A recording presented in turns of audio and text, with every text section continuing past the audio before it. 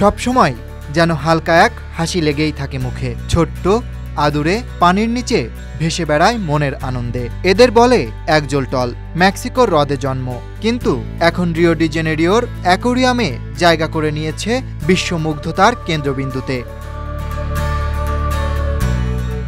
Rio de জেনেরিওর marine অ্যাকোয়ারিওতে শুরু হয়েছে অ্যাকজলটলকে ঘিরে এক বিশেষ প্রদর্শনী। শীতল পানিতে ঘুরে বেড়ানো এই প্রাণীগুলো যেন দর্শকের মন চুরি করে নিয়েছে। এই প্রদর্শনীতে অ্যাকজলটলের প্রাকৃতিক বাসস্থানকে হুবহু তুলে ধরা হয়েছে। পানির তাপমাত্রা রাখা হয়েছে 16 থেকে 18 ডিগ্রি সেলসিয়াস, যেখানে এরা সবসময় স্বাচ্ছন্দ্য বোধ করতে পারে।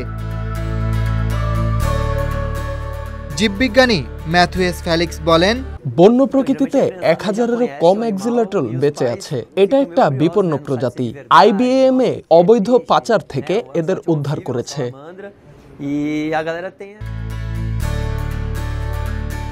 প্রদর্শনীর পাশে রয়েছে ইন্টারঅ্যাক্টিভ প্যানেল ও ডিজিটাল ডিসপ্লে।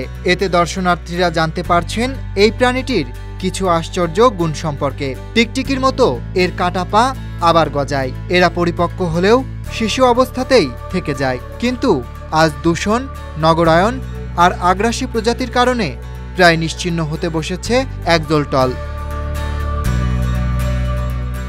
অ্যাকজলটল এমন এক প্রাণী যেটা আজ শুধু জলের নয়, আমাদের মনেও জায়গা করে নিয়েছে। অ্যাকজলটল যেন মনে করিয়ে দেয় প্রকৃতির বিস্ময়গুলোকে টিকিয়ে রাখা আমাদের দায়িত্ব। Aritra Basu, desk report.